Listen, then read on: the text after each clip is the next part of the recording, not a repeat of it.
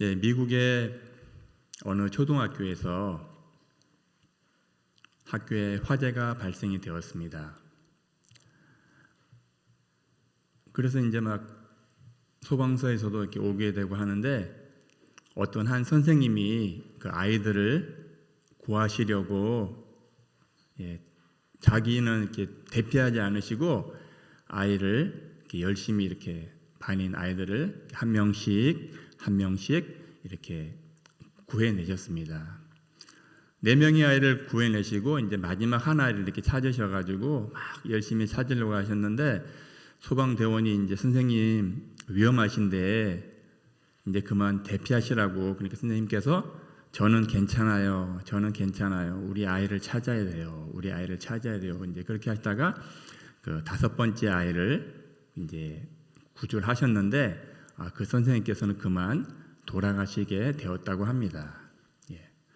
그 소식을 들은 학부모님들이 왜 그렇게 하셨냐고, 선생님이 무엇 때문에 대신 죽으셨냐고 그런 질문을 하게 되셨다고 합니다.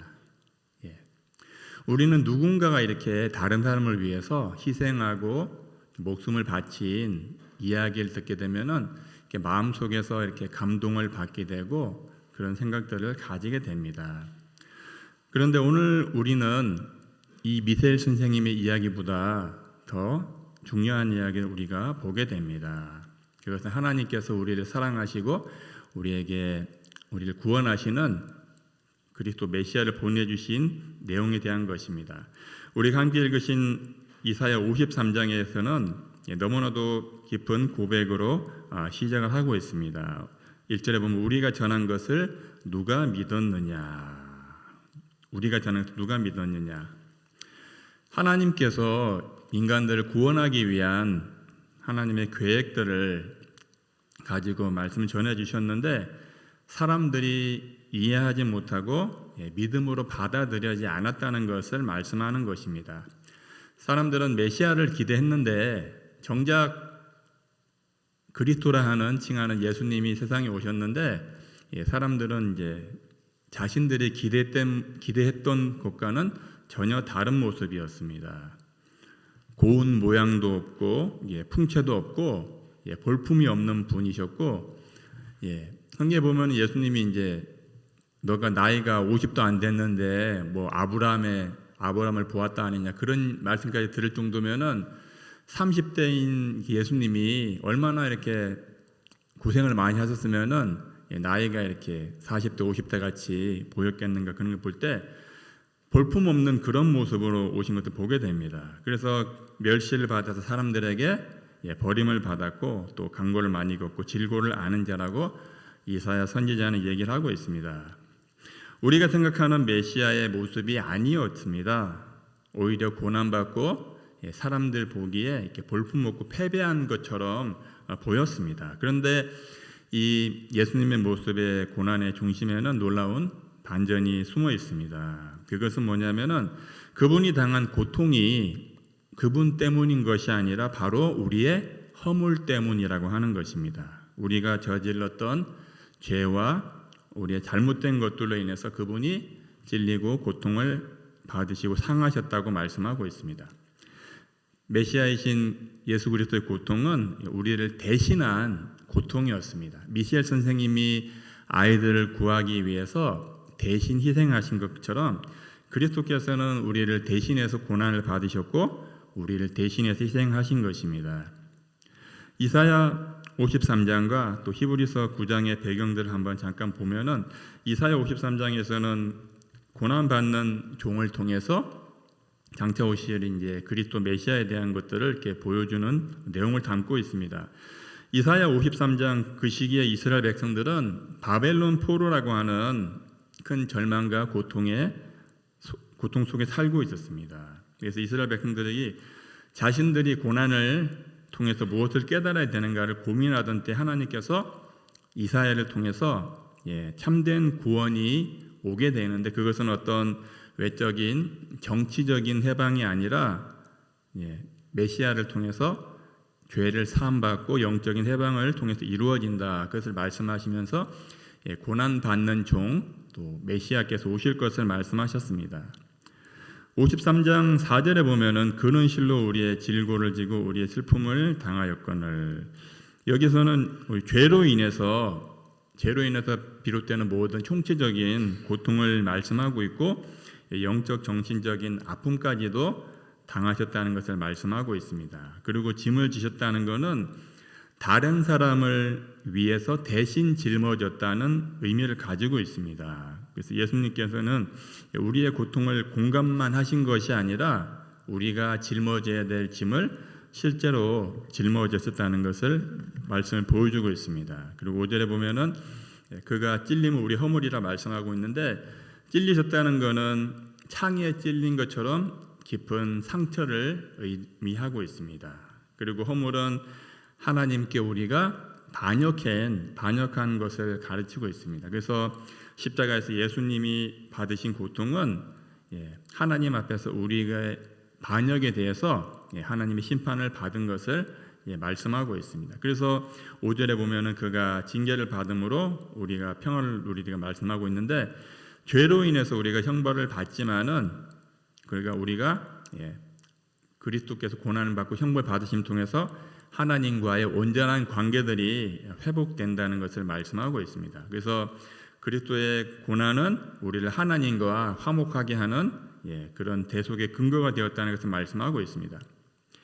이 이사야 53장에서 반복해서 얘기하는 것은 우리 때문이라고 계속 말씀하고 있습니다. 째책이 맞은 것도 우리 때문이고 뭐한 것도 우리 때문이고 모두가 이제 그분의 죄로 인한 것이 아니라 우리의 죄로 인한 것이라고 말씀하면서 이것이 바로 하나님께서 보내신 메시아를 통한 대속적인 사랑을 보여주고 있습니다. 자신을 희생한 사랑이셨고 죄가 없는 분이 죄인 된 우리를 살리신 사랑입니다. 그리고 완전한 사랑입니다. 여기서 우리는 성경이 보여주는 진리를 접하게 되는데, 하나님은 공의의 하나님이십니다. 공의의 하나님이시기 때문에 죄를 그냥 이렇게 넘어가실 수는 없으십니다. 관가하지 않으시는데요. 그러나 하나님은 사랑의 하나님이시기 때문에 우리의 죄를 구원하기 위해서 마태복음에 보면은 그리스도라 칭하는 예수님을 보내주셨고, 그분께서 우리를 대신해서 고난을 받으시고 우리에게 하나님과 화목되는 길을 열어주셨습니다. 53장 6절을 보시면은 우리는 다 양 같아서 그릇 행하여 각기 제 길로 갔거늘 여호와께서는 우리의 모두의 죄악을 그에게 담당시키셨도다. 하나님은 우리가 하나님과 함께 살기를 원하셨는데, 인간들은 하나님의 말씀에 순종하려고 하지 않았고 자기 자신의 생각과 자기 자신의 뜻과 자기 자신의 길로 살아가려고 했습니다. 자신의 방법으로 살려고 했습니다. 그래서 그런 것들로 죄를 짓게 되었고 하나님과의 관계들이 이렇게 깨어지게 된 것입니다. 그래서 여호와께서는 우리 모두의 죄악을 그에게 담당시키셨다. 우리의 인생에도 이것들은 그대로 적용되는 것들입니다. 우리가 살면서 느끼는 부끄러움들이 있습니다. 또 실수한 것들이 있고 우리 마음속에 죄의식 같은 것들이 있습니다. 근데 그 모든 무거운 짐을 우리 주님께서 대신 지셨다는 것을 기억하시기 바랍니다. 이사야 53장은 그래서 고난받은 종에 대해서 말씀하고 있지만은 다른 한편으로는 하나님께서 우리에게 은혜를 선포하시는 것입니다. 고난받는 종은 왜냐하면은 하나님의 뜻을 이루신 메시아셨기 때문입니다. 그래서 우리가 이분을 통해서 우리가 그분의 십자가를 바라보게 되고 우리의 십자가를 통해서 우리의 죄 때문에 주님께서 십자가를 지셨구나. 또한 한편으로는 하나님이 우리를 사랑하셔서 그리스도라고 하는 예수님을 보내주셔서 우리를 대신해서 죽게 하셨구나 하는 것들을 보게 됩니다. 우리는 바쁜 일상과 또 가정의 무게 속에서 많은 짐을 지고 살아가고 있습니다. 말 못할 상처나 또 과거의 아픔들이 우리 마음 한구석에 자리 잡고 있습니다. 또 젊은 시절에 잘못된 선택이나 또 가족 안에서의 갈등이 우리에게 있습니다. 또 자녀 문제, 부모님들은 연세가 드셔도 60이 넘은 자녀도 70이 넘은 자녀도 항상 보시면 걱정이 되시죠. 연세 드신 부모님이 60 넘은 자녀분이 이제 밖을 나가니까 차 조심해라. 차 조심해라. 항상 걱정하십니다. 나이가 들어도 자녀는 자녀인 것 같습니다. 그리고 부모는 항상 자녀 문제로 이렇게 항상 마음을 품고 계십니다. 또 가족 간의 형제 자매 간의 오해가 있고 또 남편과 아내와의 관계에서는 때로는 기쁨도 있는데 또 때로는 우리에게 또 슬픔이 있을 때가 있습니다. 그러니까 이러한 모든 것들이 우리 마음속에서 종종 풀리지 않는 짐과 같은 것들입니다.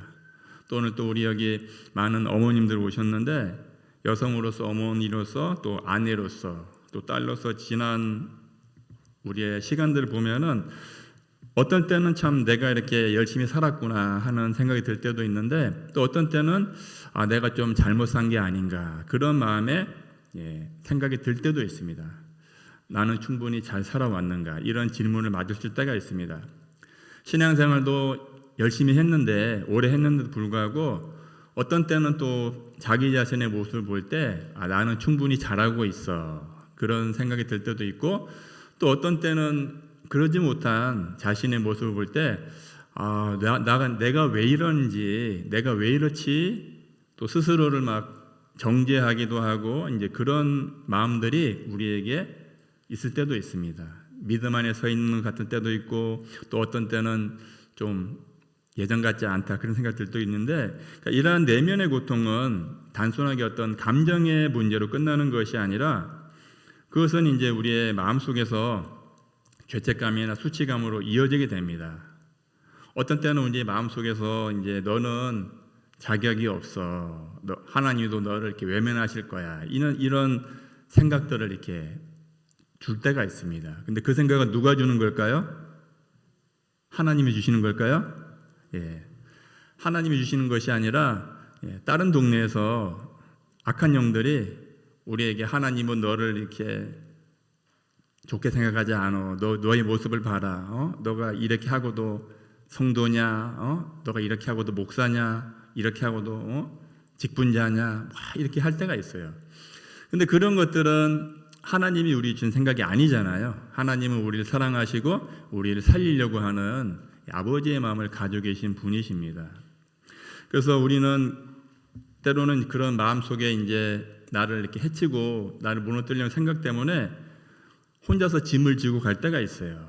근데 우리 주님의 십자가는 우리가 혼자서 이렇게 고민하고 갈등하고 짊어지고 왔던 그 모든 짐에 대해서 우리가 막 무거운 짐을 나 홀로 지고 견디다 못해 쓰러지려고 하는데 십자가의 주님은 우리에게 뭐라고 말씀하시냐면은 수고하고 무거운 짐진 자들아 다 내게로 오라 내가 너희를 따라가겠습니다. 수고하고 무거운 짐진 자들아 다 내게로 오라 내가 너희를 쉬게 하리라. 믿으시기 바랍니다. 어떤 분이 차를 탔는데 그 차에 타신 분이 짐도 이렇게 내려놓으시라고 편안하게 타시라고 했는데 아이고 차 태워준 것만 해도 고마운데 짐은 제가 들고 있을게요 이렇게 그랬다고 합니다. 차를 태워주셨으면은 짐도 이렇게 편안하게 내려놓고 가시면 되는데 우리는 차 태워준 것만 해도 감사합니다 하면서 이렇게 짐을 이렇게 자기가 무겁게 지고 가려고 하고 있어요. 차만 태워주셨습니까? 짐도 다 내려놓으라 하신 것을 믿으시기 바랍니다. 우리 하나님이 차만 태워줬으면 됐지 짐은 네가 들고 가라 그러지 않으시죠? 수고하고 무거운 짐진 자들아 다 내게로 오라 내가 너희를 쉬게 하리라. 주님께로 가서 좀 쉼을 얻으시기 바랍니다. 근데 딴 데 가서 쉬지 마시고 주님께로 와서 쉬시기 바랍니다. 히브리서 9장에서는 또 이제 구약의 제사를 통해서 하나님의 말씀들을 보여주고 계신데 그리스도께서 한 번의 제사를 통해서 우리를 완전하게 정결하게 하신 것들을 말씀하고 있습니다.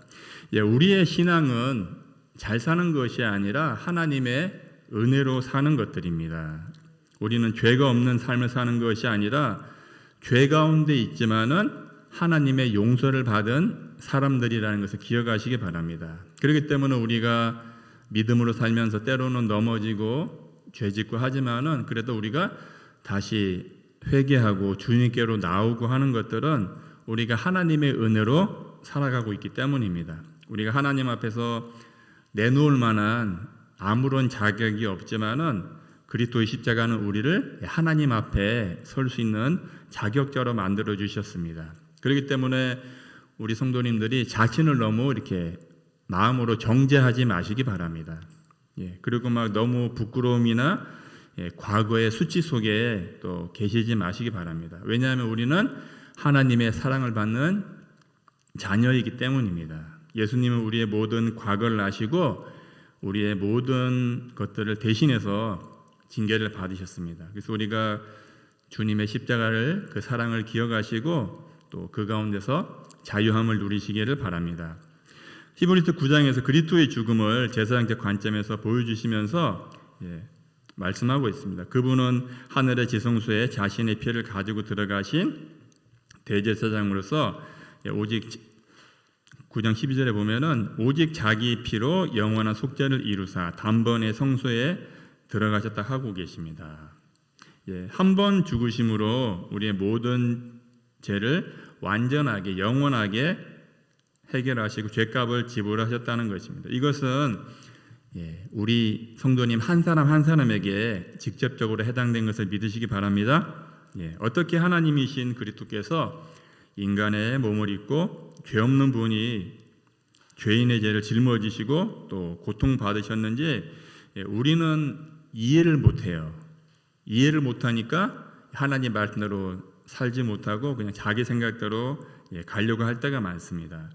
그러나 한 가지 분명한 것은 창세전에 그리스도 안에서 하나님께서 우리를 택하시고 우리로 사랑 안에서 그 앞에 거룩하고 흠이 없게 하시려고 그 기쁘신 뜻 우리를 예정하사 예수 그리스도로 말미암아 자기의 아들들이 되게 하셨다고 말씀하고 있습니다. 창세전에 우리가 하나님의 계획 속에 있다는 것을 기억하시기 바랍니다. 그리고 하나님의 사랑은 그냥 말로만 하신 것이 아니라 직접 행동으로 보이셨고 또 그분이 직접 오셔서 우리를 사랑하시는 것들을 보이셨습니다. 우리가 이 신약의 말씀을 통해서 그리스도의 십자가 사역이 우리에게 완전한 속죄를 이루었다는 것들을 우리가 또한 살펴볼 수 있습니다. 그리고 예수 그리스도께서는 새 언약의 대제사장이 되셨습니다. 제사장은 하나님과 성도 사이를 이렇게 제사를 통해서 연결하는 다리 역할을 했습니다. 예수 그리스도께서도 우리를 위해서 자기 자신이 직접 십자가에서 죽으심으로 어린 양이 되셨을 뿐만 아니라 또한 본인이 대제사장이 되셔서 하나님께 온전한 제사를 드리셨습니다. 그래서 그리스도의 속죄를 통해서 우리 모두가 이제 완전한 구속을 받게 되었고 히브리서 9장 14절에 보면은 하물며 영원한 성령으로 말미암아 흠없는 자기를 하나님께 드린 그리스도의 피가 어찌 너희 양심을 죽은 행실에서 깨끗하게 하고 살아계신 하나님을 섬기게 하지 못하겠느냐. 그리스도의 피는 양심과 내면까지 정결하게 하셔서 우리가 살아계신 하나님을 섬기게 하는 것이었고요. 그것은 이제 우리가 단순하게 재용서 받은 것을 넘어서 우리가 하나님 앞에서 거룩한 하나님의 자녀로 살게 하셨구나 하는 것들을 보게 됩니다. 하나님은 우리를 위해서 죄 없는 예수 그리스도를 고난에 내어주셨고 그분의 피로 인해서 우리가 영원한 속죄와 평화를 받게 되었습니다. 그리스도의 고난은 누구를 대신한 고난이셨나요? 나를 대신한 고난이셨습니다. 따라합시다. 나를 대신한 고난이셨습니다. 그리스도께서 나를 대신한 고난을 받으셨고 그리스도의 속죄는 누구를 대신한 속죄였습니까? 나를 대신한 속죄이셨습니다. 나를 대신한 속죄. 그리고 그리스도 사랑은 누구를 하나님께로 이끌어갑니까? 나를 하나님께로 이끌어갑니다. 다른 분만 이끌어가시면 안 되겠죠? 옆에 있는 분들도 가시고 우리 모든 북설 꿈에게 성도들 모두 하나님 나라 들어가시기를 예수 그리스도 이름으로 축원드립니다. 지금은 들어가지 마시고 하나님께서 건강 주실 때 잘 사시다가 나중에 하나님 때에 잘 들어가시기 바랍니다. 그래서 우리가 이 모든 것들을 통해서 하나님께서 이루어 가시는 일들을 우리가 바라보게 됩니다. 에베소서 5장 2절에 보면은 그리스도께서 너희를 사랑하신 것 같이 너희도 사랑 가운데서 행하라 이렇게 말씀하고 있습니다. 우리는 하나님의 사랑을 받고 있는 사람들입니다. 항상 하나님의 사랑으로 살아가시고 사랑받은 사람이라면은 우리는 또 그 사랑을 또 전해야 되겠죠. 사랑은 받기만 하고 끝나는 것이 아니라 또 사랑을 흘러 보내야 되고 또 우리가 하나님 앞에서 하나님의 자녀로 하나님께 예배드리는 자들입니다. 또 하나님의 예배자로서 우리가 또 하나님 기쁘시게 하는 그런 모습들을 가지고 살아가시길 바라겠습니다. 우리는 하나님을 외면했지만은 하나님은 우리를 외면하지 않으셨습니다. 우리는 죄를 짓고 하나님을 도망갔지만은 하나님은 우리를 찾아오셨습니다. 우리는 죄를 짓고 어떻게 죄값을 내가 해결할 수 없었는데 그리스도께서 대신 우리의 죄값을 다 갚아주시고 지불하신 것을 기억하시기 바랍니다. 우리는 어떻게 해서든지 자기의 짐은 자기가 다 짊어지고 가야 되고 자기 힘으로 해결하려고 하고 안간힘을 쓰고 발버둥을 치고 살아가려고 하는데 주님께서 이제는 그동안 사랑하는 아들아 딸아 수고했다. 이제는 너가 발버둥 치고 수고하지 말고 수고하고 무거운 짐진 자들아 다 누구에게 오라고요? 내게로 오라. 내가 너희를 쉬게 하리라. 차도 타시고 짐도 내려놓으시기 바랍니다. 주님께 맡기시고 우리가 항상 주님의 사랑 안에서 살아가시고 또 사랑을 행하시고 또 예배자로 살아가시는 우리 모든 성도님 되시기를 예수 그리스도 이름으로 축원드립니다. 이 시간 찬송가 151장 찬송 드리도록 하겠습니다.